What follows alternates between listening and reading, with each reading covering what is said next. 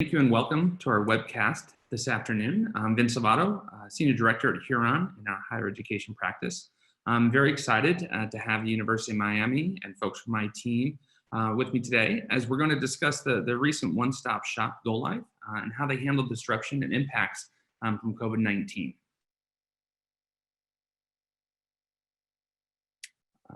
So a few just housekeeping items. All of your lines are muted. We will have a Q&A to be completed at the end of the session. Please use the Q&A window to log your questions. And then the session will be recorded. And for those that have signed up, we will be sending out a link to the recording shortly after the session.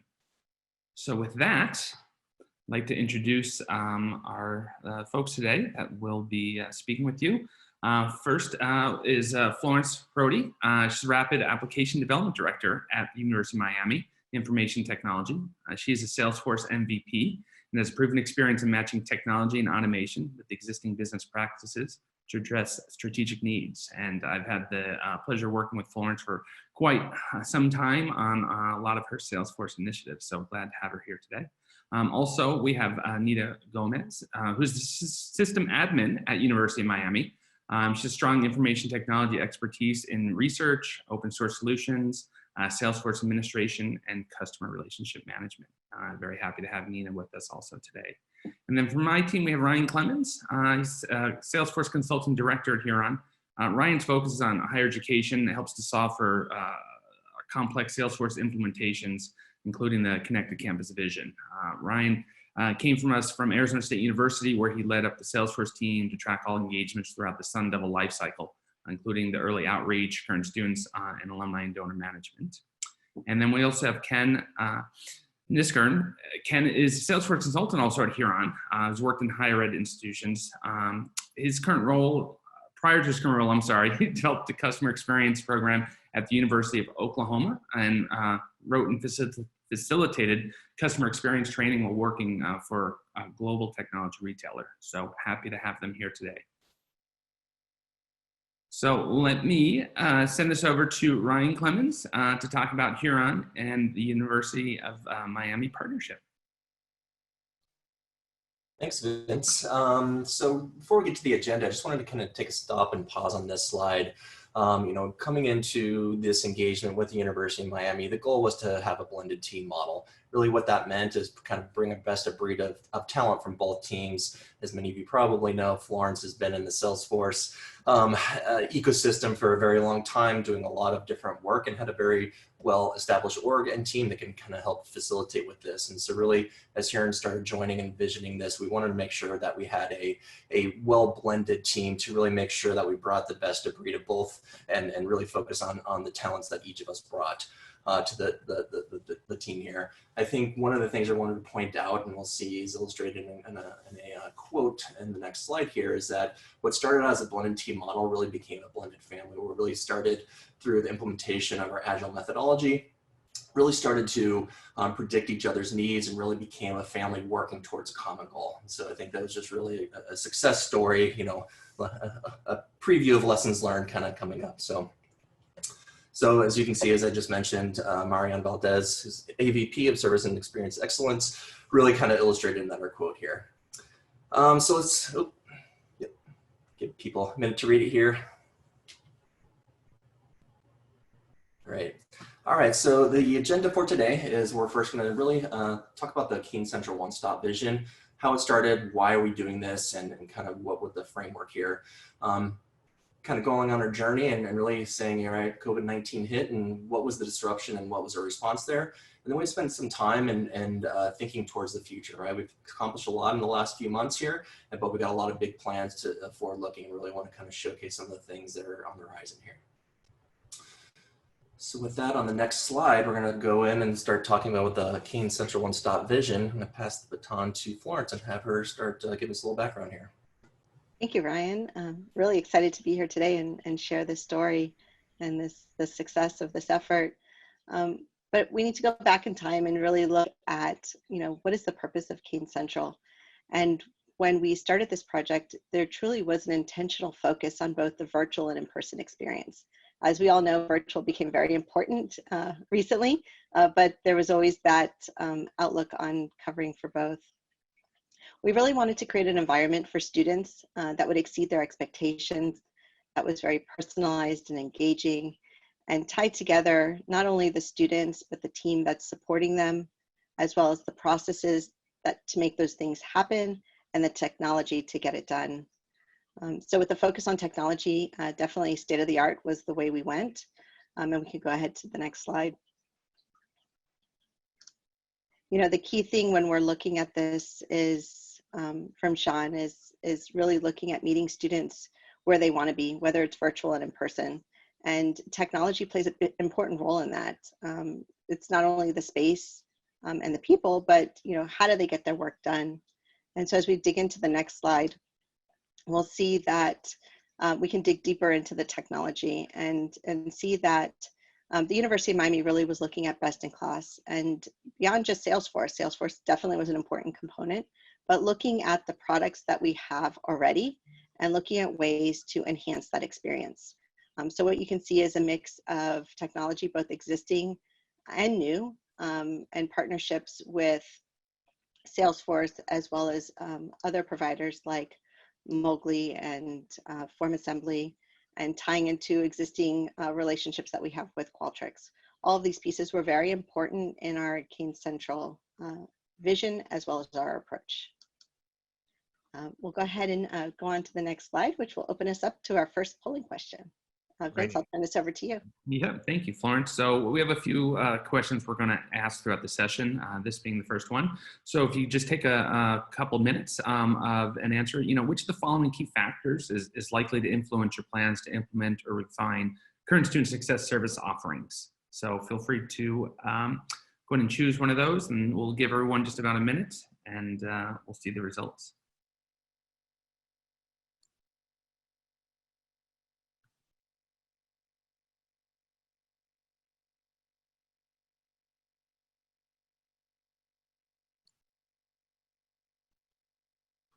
Well, we're waiting for you to decide. Just wanted to make sure you guys choose wisely, because this will help dictate the content we cover next. A little bit of a choose your own adventure. So Good point, Ryan. You know, it makes it interactive and live and fun. Even though we have to be virtual right now, it definitely does incorporate what's the interest of the group that's joined us today.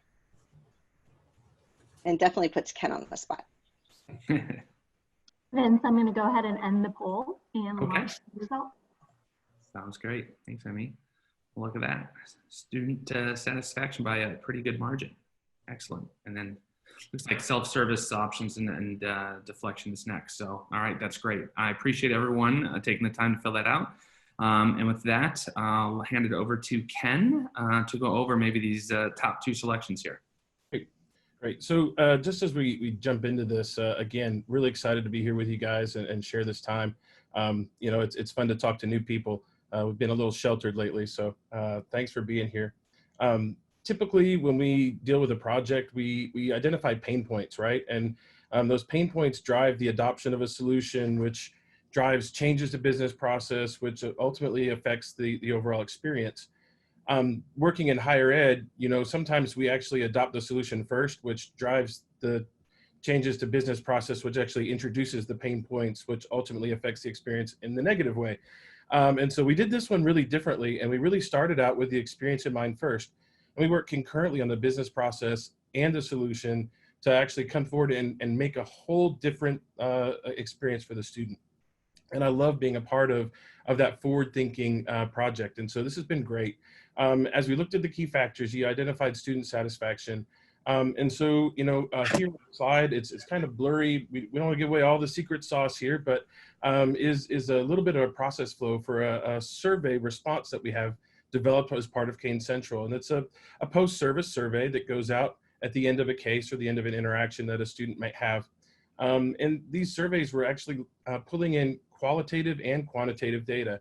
So not only are we getting your score, we're asking, you know, what actually influenced your score? What are those key contributing factors?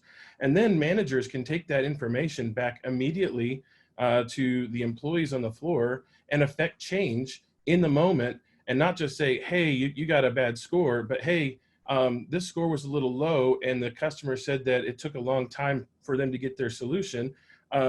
What happened on this one that caused it to go so long? And so we can take those and actually affect change in the moment. And all that data can actually be rolled up to that team member that's on the floor or to the team and be displayed in dashboards so that managers can make real-time decisions based on real-time data instead of waiting for reports to come back and later and going back and trying to do it after the fact when the experience is already done and gone. So for that, we really looked, to leverage some special objects, here for team member and team that really helped us to build that data and align that to that satisfaction metric. And so we don't just talk about, a CSAT score or a net promoter score, but really taking that quantitative data with the qualitative data and really talking about an experience, which is really what it's all about. So second, we're going to look at, I think we said the self-service options. Is that where we went in deflection? Awesome. So when we talk about self-service, I think it's important, in any customer experience project that we do everything we can to push the solutions closer to the customer.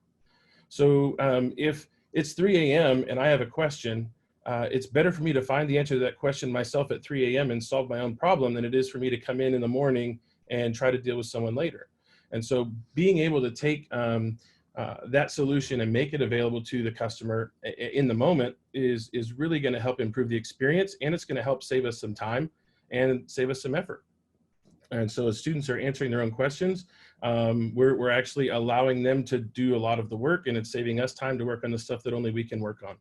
And so we built a knowledge framework that matched our case categorization and have knowledge categories and knowledge articles within a custom community that we built.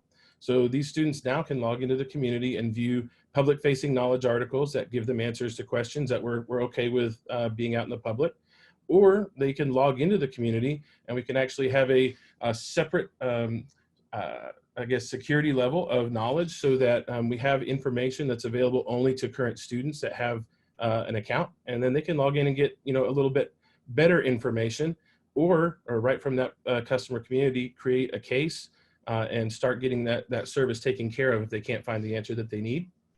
And also within that case creation, we can leverage the deflection rules within Salesforce to say, hey, have you seen this article? And hopefully, again, catch them and take care of that before they even have to create the case.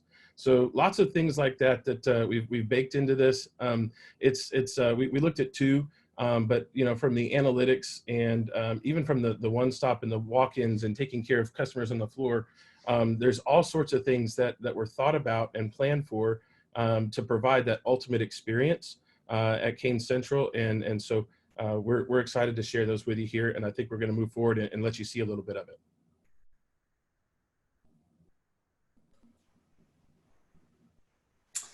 Great, thanks, Ken. And so, as we kind of just got a view of a little bit of the underneath the hood of how the technical piece was configured and planned for. And as FYI, we will get a pretty in-depth demo from Nina here in a little bit.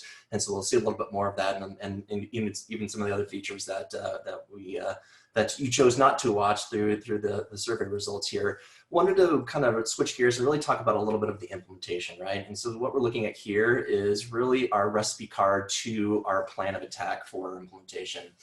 On the left, we got the blue chevrons that really detail each of the milestones that we were trying to achieve within each of our development sprints. And each of them obviously built on top of each other. So we started with a strong case management implementation, and really that became the foundation framework for us to grow this for then have dependency for all other things that we're rolling out, including building out a service console with omni-channel, a case management queue strategy that was detailed specific to Kane Central, but we really also wanted to make sure we were keeping a broader enterprise vision, knowing that this solution will probably grow past the initial 3 departments that were implemented on. That student's contact card, as well as the reports and dashboard, really focusing on setting a framework, supporting what Ken was just talking about, not only so we could understand all the different metrics to optimize and better run a one-stop shop in person, but also take NPS and CSAT scores and really help improve that experience and better train with a continuous improvement approach for the staff. The next milestone and sprint we focused on was that self-service. Really is all around what Ken just showed, which was the Kane Central portal, a knowledge-based framework. Again, the knowledge-based framework was initially focused on the Kane Central experience, but really wanted to make sure it could be extended to an enterprise vision as this will likely get rolled out. And then a couple different forms we had to build to really integrate with other University of Miami systems, the online request form and the advisory referral form. So that as people, advisory referral form, for example, is something as people or advisors are meeting with students, we want to make sure that say, hey, listen, you should go visit Kane Central because they can knock out, all of your issues you're talking to me at once in one session. The next iteration, we really focus on that in-person experience. And so this is where we started building in a lot of that other technology stack that Florence showed earlier, starting with that kiosk. So as we envisioned this before COVID hit, we want people to come into a one-stop shop and be able to check in. We did not originally build appointment scheduling. So this was come in, identify if you're a current student or not, and then identify why you're there. So then really with that kiosk experience, created the back-end processing and working with our omni-channel business processes that we built in to really identify who was there for what reasons so we can get them to the right associate or specialist to get their problem solved, whatever it was. Within that also is a lot of thought around the floor management piece, knowing that there was going to be a physical space that we needed to make sure that we could optimize, understand, and improve over time. The survey experience, CSAT scores, continuous improvement process, making sure that when a case was closed out, that it was really closed, and also taking those stats so that we could show overall value and continue to work with the student, right? I think that's already had a big impact as they've spun up the staff on this implementation, and I've already found a lot of key insights that have helped them to improve it and train this newly hired staff on this. Lobby SMS alerts, right? We wanted to create that restaurant style check-in experience. So if a heavy time of the semester, there's just a whole bunch of students on the Miami campus, we don't want to make them sit there and wait inside of a very nice building. Why don't they go out and enjoy the amenities of the beautiful Miami campus, but when they're next in line, we can send them a text and just say, hey, come back over, we want to help you now, right? And then all this culminated inside of there with a customized lobby screen. Think of kind of that Apple Store experience. You see, who's kind of coming up next in the queue and where you're at, and so that if you are hanging around, you can kind of see, the queue in front of you. And then the last key milestone was that enablement training, taking everything we built, going through internal UAT, training the team, and then going through the onboarding and go live support. So that we can go to the next screen. All right, so all that was done in kind of this timeline. So I won't spend a whole lot of time here, but did want to call out that this was our planned timeline, right? So we had a May 4th and a July 13 kind of virtual launch and a physical opening of those doors. Those timelines were adjusted due to COVID here, right? So starting out in early October through discovery, solution design, implementing through 3 sprints, having the complete build. I think we did the whole thing in about 11 weeks. And then we really started in March timeframe, starting to onboard and train users. Which is a good thing because as we go to the next section in the COVID-19 disruption, to the next slide as well, this became more of the reality, right? And so take a look at that original plan, March 12th, at least in my mind, that's when COVID came from a worry in the world to it's here in the US and we're now having to take it seriously. Also with the University of Miami, they had staff working from home, moving all classes online. I believe they even acquired Zoom and really started to do a lot of things in addition to having 2 staff. I know some of the presenters on this were working overtime, nights and weekends, really trying to train instructors, for example, on how to use Zoom while also trying to get this Kane Central one-stop and also doing the pivot here, which basically I believe it unfolded. Florence got a call from Mariana, who we saw a quote from earlier. Basically says, hey, so what do you think if we come in and kind of change the schedule up and rebuild the community experience, rebuild a whole bunch of knowledge articles and really tailor it so all the students and parents are working from home can now get the support that they are used to in a virtual environment. So from that decision made on March 18th, we kind of leveraged our agile methodology, rebuilt our backlog, and kind of did some sprint planning and said, all right, let's go. So within 2.5 weeks, we made the decision and was able to accelerate and reopen early that virtual experience with the COVID-19 kind of flavor, and meanwhile still working towards the other soft launch and physical opening as well. So with that, we can go to the next slide. And really, yeah. Thanks, Ryan, so much. And while all this was going on, it's been a very busy time for all of us across the campus to support the constant changing that's going on. But we really go back to, what was the intent of Kane Central and the services that we need to provide, and make sure that it can, constantly evolves with the current times, and that we fit into that new puzzle or that new normal that we have today. So in parallel to providing exceptional service is our ability to set a benchmark and really to track and incorporate, constant improvement, real time as we go, which truly was, it happened, with COVID-19. We needed to pivot, and we were able to do that because of how we approached this project from the beginning. We also wanted to look at, looking towards the future, and what would phase 2 and what would be the future needs that Kane Central would have. We have this great quote from Frank, who's our Associate Vice President for Enterprise Applications and Services, who really, set the tone and the message of where we are going with this project. I can go ahead and go to the next slide. This represents, and it's hard to believe, what has occurred in the last 11 weeks. So while Ryan mentioned that it took about 11 weeks to build this out with all of the sprints in place, and quite a bit of time before that to come up with the plan and the business processes and truly the vision of what Kane Central would be, but the true build took about 11 weeks. And now we're 11 weeks later, and this is the services that we've been able to provide. You can see what was delivered in the first 30 days in the graph that's on the screen, as well as our average NPS and CSAT scores, with about 58 staff working in the system. They've been able to connect with our students and other constituents over 15,000 times in 11 weeks. It's quite impressive, the service delivery that they've been able to enable while working virtually and using the tools that they have in their hands. We'll go ahead and go to the next slide. And this one actually brought a lot of smiles to our faces. So incorporated into the solution is a feedback loop. And that's the ability for students to, rate the services that they're receiving, but also provide us with feedback of how they feel about it. And these 3 quotes represent 3 survey responses that we've received for the solution. And it reinforces, why we're doing this, and the great job that all of the teams are doing. And we're really impressed with the Kane Central team and their ability to take on this challenge in this new normal, use these technologies while working remotely, and still deliver that exceptional service that was envisioned from the beginning.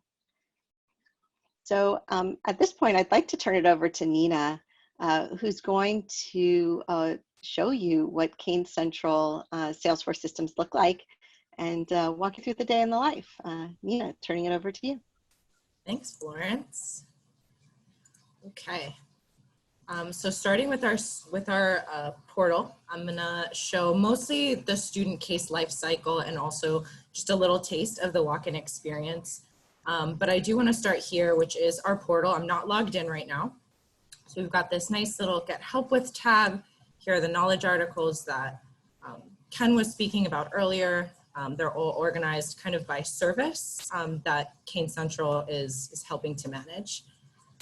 There's a couple other tabs here. Contact Us goes directly to the Kane Central site. And then Submit a Case is our public form. So like I said, I'm not logged in right now. So you can actually submit a case even if you're not a student of the university. So for example, if I'm a parent of a student, I can go ahead and log a case on behalf of my student. So I'm going to be asked for my information. I can put in an ID number or my student's email address to make sure that they're found in the system. And then I'm gonna select my case reason. We also allow prospective students and just general visitors to log cases with Kane Central. A couple other options here before I go into the student view is faculty and academic advisors. As Ryan mentioned, we do have a referral form in the advisor system, which is EAB or Navigate. So this option really tells the faculty or academic advisor to go ahead and go into that system and refer a student from there. They have their own form to make it easier. And if I say, oh, well, I'm a student, it's gonna direct me to log in so that I don't have to enter in all those informations. We already have that data on them, their first name, their last name. So I'm gonna go ahead and log in right from here. And I'm logging in as Leia. Hopefully I've got some Star Wars fans out there. So I logged in, and since I logged in from that same tab, you'll see that I'm still here, and this form is very different. It's much more compact because we already know who you are. So you've got Leia's name here. I can quickly select a case reason. I'm gonna say billing and payment. I'll say that my preferred method of contact is email. And here I can write, this is a test. As I start writing, you see that this component on the right kind of starts to update based on the keywords that I type into that description.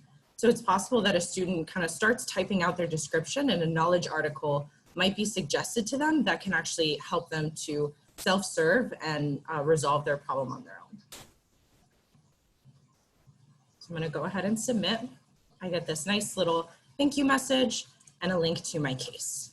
So as Leia, I can see that right now it's in a queue. It's waiting for someone to pick it up. It's still new, but I can see all the details that I entered. And as some of these additional fields get filled out by a CC staff member, I would have access to them.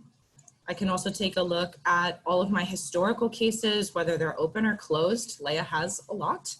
And I can go ahead and have all that data right at my fingertips from the portal. So now I'm gonna flip over to the Salesforce side, log in as my trusty test associate, and actually start working this case. So you saw that it was owned by the virtual services queue. So here's the case that she just submitted, and there's a few other cases in here. I'm gonna go ahead and accept Leia's case. I've accepted that case. Now I'm gonna go to my cases view and actually open the case to start to work on it. Ooh, internet's being just a little bit slow.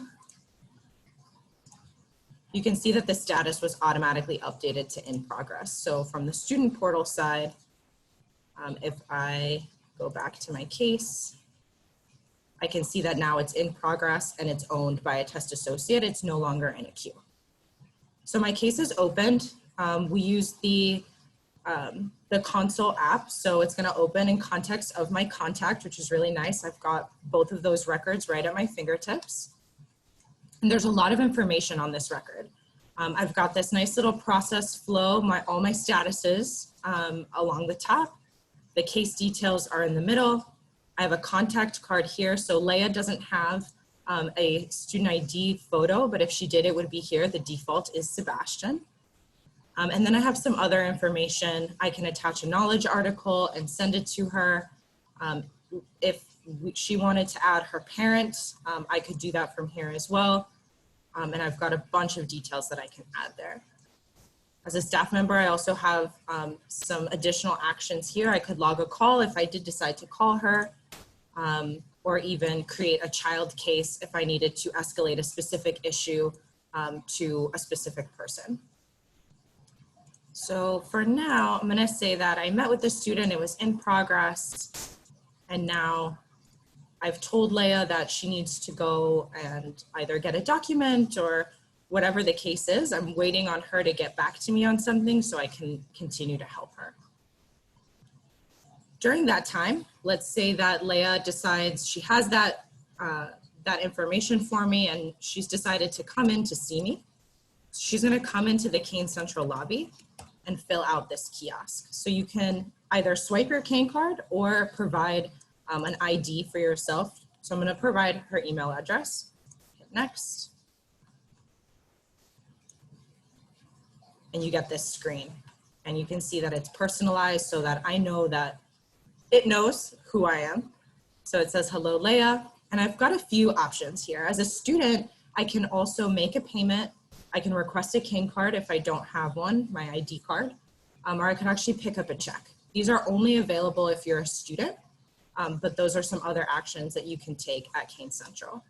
So I'm going to say I have a question about billing and payment, continuing on that path. It's going to ask me if I want to receive a text.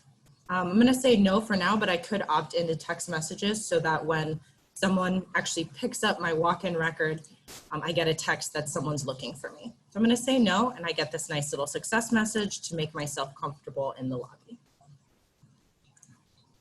So this is our current lobby screen. We've got some people waiting for cane cards and being helped.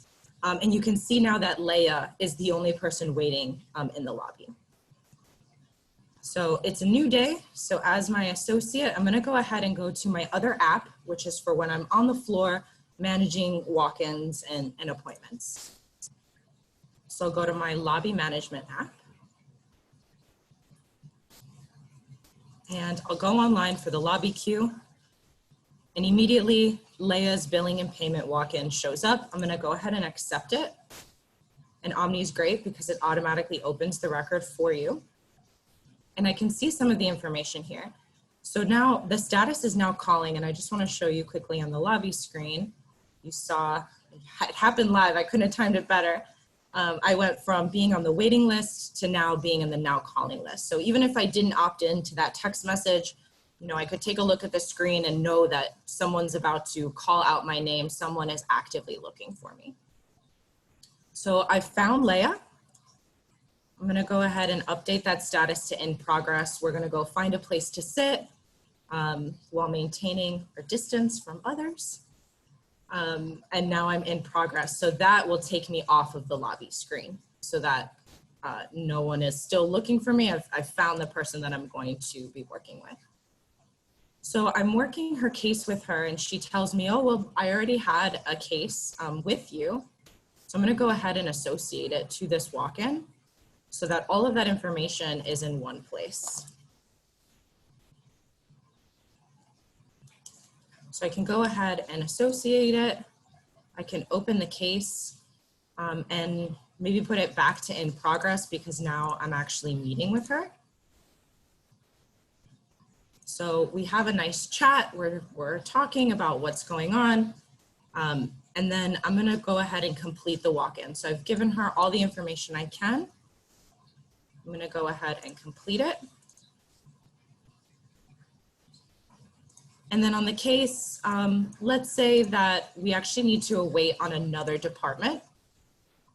Let's say we're waiting on a study abroad for some information on how much money it's going to cost for her to do a study abroad program, for example. So I'm going to say awaiting external department and save. And again, all of these status changes, she can always go into her portal to see where her case is at.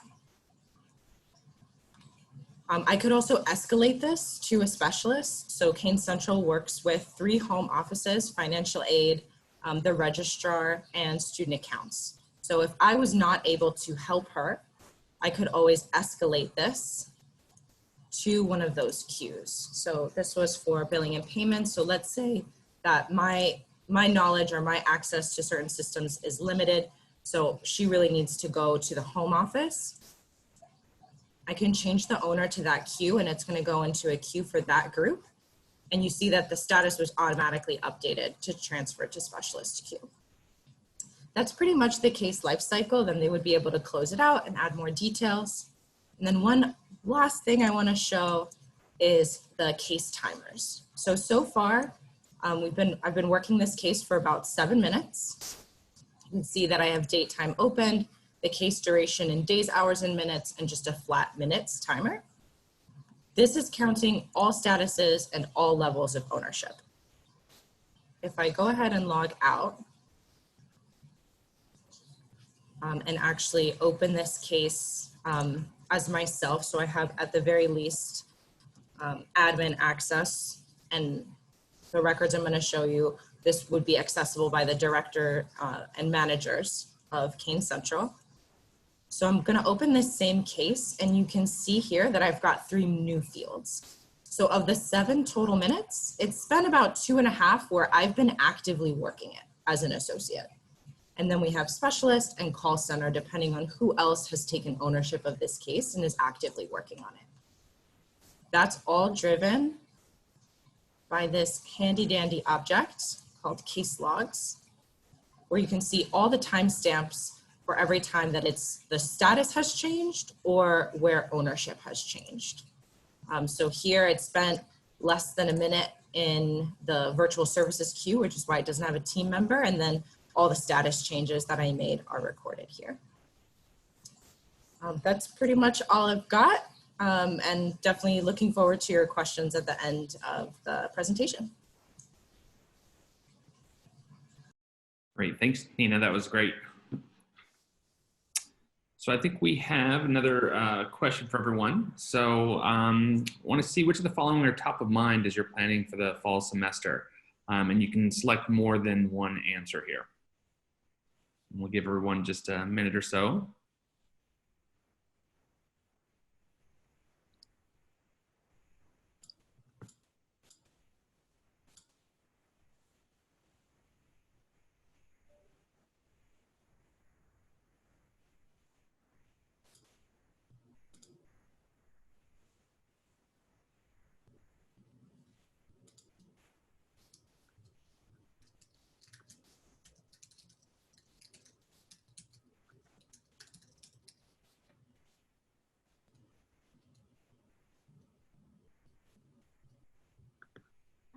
Vince, I'm going to end the poll. It looks like Okay. Voting has stopped and launched the live results. Sounds good, thanks, Amy. Oh, look at that, interesting. A couple ties there between physical distancing and virtual services. All right, that's great. Thanks everyone for voting there. And right now I'd like to turn it over to Florence. Talk about what they're thinking about towards the future. Thank you, Vince.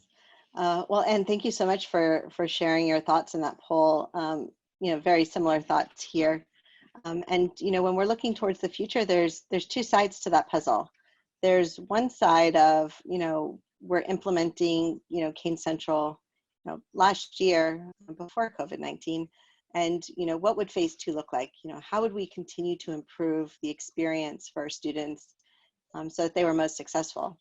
But the second piece is, now that we are living in this new normal, how does that impact this new experience? And there's been a lot of thought and a lot of conversations, a lot of meetings about it, and how do we incorporate physical distancing and manage the in-person traffic management to our new location, which will be opening up in August. It's very exciting that we'll be welcoming, hopefully welcoming our students back to campus. And so some of the things that we're thinking about are, you know, are there ways to incorporate appointment scheduling so that we could manage the number of students that are coming to the physical location, and also give them an opportunity for a virtual meeting where they could still meet face-to-face, but through a Zoom meeting just like this with one of our Kane Central staff members. We're also looking at ways to expand communication channels, and enhancing the virtual experience so that it's not just about, you know, submitting cases. Again, it's about having those virtual face-to-face encounters as well. We're also looking at ways to incorporate touchless transactions. So you saw in the demo that Nina showed you our kiosk, and the intent was students to be able to walk up to a tablet and check themselves in. But now in this new time, we need to look at ways that they can still do that and do that quickly, but from their own devices. And you know, we're teaming up. I'm going to give a friendly shout out to Haley and our friend Carrie, who are teaming up with us from Smith College and University of Minnesota to dream up how this could work alongside Huron. We truly appreciate the partnership and thinking about ways that they can help keep our campus safe and contribute to the community so that others can learn from this experience. I can go ahead and go to the next slide. And Vince, I'm going to turn this one over to you. All right. Thanks, Florence. Appreciate it. I know it was a great, exciting project, and we definitely appreciate the opportunity to partner with you and the team on that. So thanks very much. So real quick, before we get to Q&A, I just wanted to, of course, a little bit of a selfish plug here for Huron and some of the stuff we do within our higher ed practice. So I just wanted to highlight within our Salesforce offerings, we do have kind of these 4 pillars that we focus on. I won't go into all the detail, but from just overall CRM assessments with roadmap and strategy, you know, determining is a CRM right for you? If so, you know, what does that mean? What the effects would be of implementing one? And then if you have chosen, say, Salesforce and just need help on determining kind of that roadmap and what goes first and what order to deploy and do things, that's something we can definitely help with. Also recruit admissions, helping in that area in many different ways from the implementations we've done. Of student success, which goes towards the solution for Miami that we talked about today, and then also advancement and alumni relations. We do a number of things in that area and work with a couple of our ISV partners for some of the gift processing. And then we do have some horizontal offerings that cross all those pillars that you can see here around advisory services and support. We do marketing cloud, overall data management integrations, which is key for Salesforce, as most folks know, and some other things around Tableau reporting and Einstein Analytics. So I just wanted to let everyone know about that. I think we have one more whole question that Amy will do, and then we'll open it up for Q&A. So after just hearing about our offerings and, you know, specifically some of the Miami story and working with them, you know, if you can answer the poll, just like to learn more about our offerings and what you're interested in, that'd be great. And we'd love to follow up with you. So we'll give it just a minute and then we'll open things up for Q&A.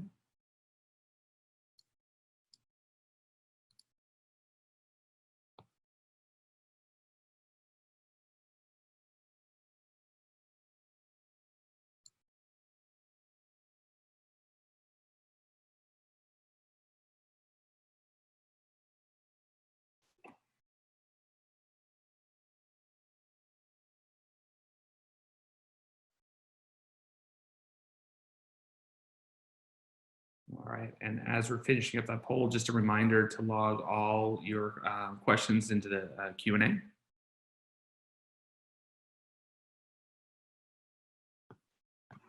All right, Vince, I'm going to end the poll. Great.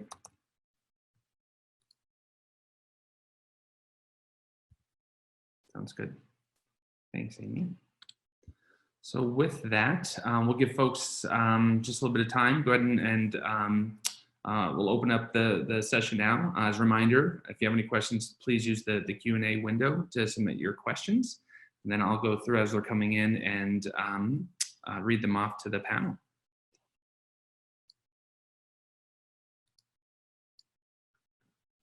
We'll give everybody a minute here. While we're working through and those Q&A questions coming in, Vince, really excited to partner with Huron on an upcoming webinar. We're planning for in just a few weeks.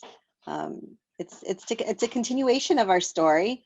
It's from another perspective of how, in addition to implementing this project, Huron helped us go agile, and that's staying with us. It's not going away. We're going to continue to use that for our future projects. All right.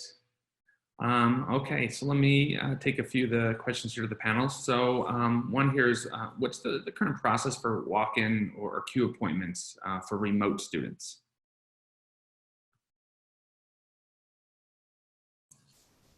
That's a fun one.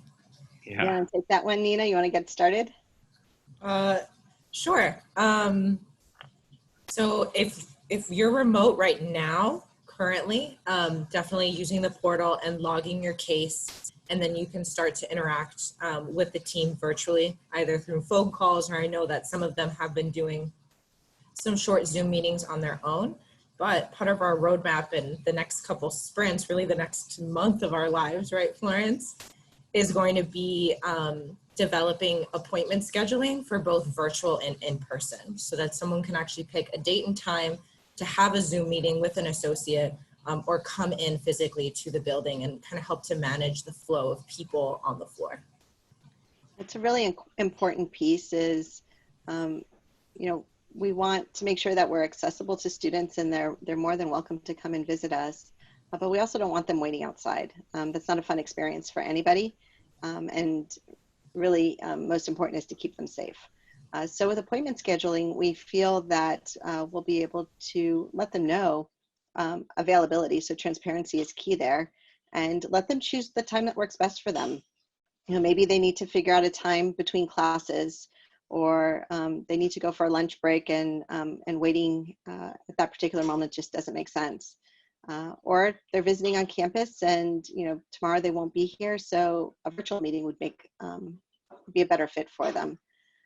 So we're looking at tying in what the current process is, which is a physical kiosk where they check in, and really taking it from being a piece of equipment in Keene Central to enabling them to do that in their own device.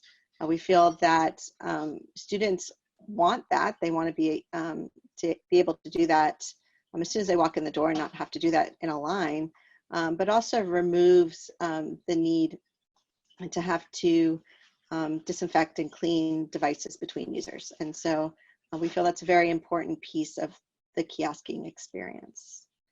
Is there anything else anyone else would like to add to that? Yeah. Oh, go ahead. Now, if not, there's a couple questions sent to me that I can ask the panel. So thanks, Lori, for sending that in. Can you speak to some of the lessons learned through the project? Definitely. There's been lessons learned in a lot of different ways. There's been lessons learned as we're taking a new model to delivering our projects and following Agile. And it really enabled us with the opportunity to have constant reflection as you're going through the process versus waiting till the project is completed. I think one of the key aspects when trouble would show up is that there was a true team approach, that blended team that Ryan spoke about earlier, where there was trust, transparency, and communication at all times. And so when things weren't okay, we talked about it, and it was done in a setting with everyone at the table. We worked through it. We talked about what went well, what didn't go well, what could be better, and definitely implemented that in our next sprint. And by the time we got to our last sprint, the team was like, wait, we're a well-oiled machine. Let's not stop yet. We have more to do. And that's just a sign that the process works. And, fortunately, it's continued as we've been able to look forward and pivot to incorporating some of these new business processes and technologies that are needed post-COVID-19 and for both our virtual and our in-person experience. Definitely want to open it up to the rest of the group if you have some personal lessons learned that you'd like to share.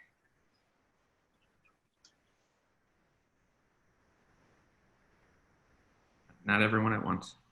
I feel like we're all trying to be respectful and be like, I don't want to talk over you.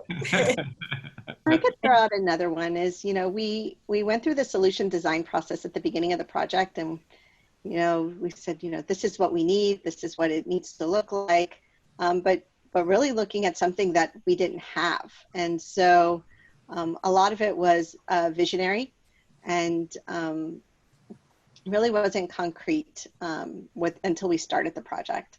And there were times when we were doing the solution design early on that we anticipated that something would work a certain way, and it didn't necessarily do that. I think one of the key moments that sticks out is, we were off and running and the project was going, and we were in one of our sandboxes, and we needed one of our Salesforce licenses in that lower sandbox in order to do our work and test it. And the project stopped, for a very short time. Definitely called it out as a blocker for all of you that are in that Agile space. it's like, oh no, what do? We can't refresh our sandbox. We've already started developing. How are we going to do this? And so as a lessons learned for those of you who are looking at going down this path, it's really important not only to think about the solution design, which is great. You want to think about that ahead of time, but what are those licenses that you need in place in order to be successful? And that was definitely a key one. I think I see Nina shaking her head of like, yeah, I remember that moment. That and just, I would add like any assets that you need, right? You want to try to identify assets like an email template or what logo are you going to use, things like that during kind of the more business requirement gathering piece, at least to have a list. Because going into solution design and knowing that you don't have those assets and trying to build and also pull together those assets at the same time can cause a lot of overhead. I think that was one of the better lessons learned for us, was nothing gets solution design unless it has everything we could possibly dream that it would need attached to the user story or to that item. I think another part of that, just to highlight, is something that I referenced earlier. But when we started in the discovery process, everything was on the table. So everybody was there, from the the AVPs all the way down to sysadmins, and even we had some student employees from the Miami IT team that were joining us. And so everybody contributed, and so we had all the business process, all the tools, everything was on the table as we discussed it and did discovery, and it really helped us end up with I think a better overall product than it would have been if we just came in with a design and said, hey, here's what you need. The only last thing I would add to it, just kind of lessons learned as I was thinking through some of the pain points we hit, was don't underestimate kind of things that you think might be trivial technology implementations, like displaying something on a kiosk or on a TV screen that says, oh, this is easy. We're just going to port this, lightning, Visualforce page to a whatever, doing it in a mass so that you can prevent our creative student population from, figuring out loopholes to do things it shouldn't be doing, I think needs some extra time. And I think it's something that we likely underestimated the effort that is going to take to truly prepare for that. So. Great, thanks, Ryan. Just a few minutes left, so we have a few questions, but we talked about earlier in the presentation, I think Florence, you mentioned national service benchmarks. Would you mind being able to share several of those with the audience? That definitely was key. I'm going to ask Ken to chime in here. He really brought a lot of insight to how we approach this. So, as we mentioned earlier, in parallel to providing, exceptional service, we needed to be able to measure that. That's truly key in being able to reflect on, is this successful? What are the areas for continuous improvement? And, receiving that message loud and clear from our constituents. Ken, I'm going to ask you to chime in there to explain, how we approach that. Sure. So, we started out very specifically with customer satisfaction in mind. And so we're measuring a customer satisfaction score of, it's a very subjective score. How do you feel about the solution that was provided to you? We also calculated a net promoter score, which is more, how likely are you to recommend this service or this level of service to your peers or friends or someone else? We looked at some service benchmarks specifically around turnaround time. Because one of the things that you don't get when you have people just handling things is that clear picture of how long it takes to get it done. So when things are happening via email and someone's in some grand email box that everybody's sharing, it's hard to kind of understand who's waiting on who and what's that average wait time for the customer to get that first communication or to get that answer that they require. And so we looked at a lot of just basic service metrics, even from what you might even look at as in an ITIL framework. It's almost service management, but it's leveraged against those interactions with customers. And so we wanted to take those that specific quantitative data of how long it took and those other things, but then we took that subjective qualitative data as well and said, hey, after we've done this, now we know it took this long and we know that you gave us this score. Why? And then we took that qualitative data as well. But the benchmarks themselves are really around those service levels and the customer satisfaction scores. Excellent, great. Thanks very much, Ken. Well, I think we're about out of time, so I think that we'll wrap that up. I think we've answered most of the questions, so I appreciate that. If you have any additional questions, please feel free to reach out to any of the speakers today. The session has been recorded, and we'll send that out shortly after the conclusion of the event. And I just wanted to thank everybody for their time today. Have a pleasant afternoon and a great weekend. And a reminder, and you'll probably see some posts out there on LinkedIn about our session around Agile with the University of Miami. I think August 7th is what we're shooting for, I believe. So more information to come. Thanks everyone again for attending, and thank you so much for all the speakers today.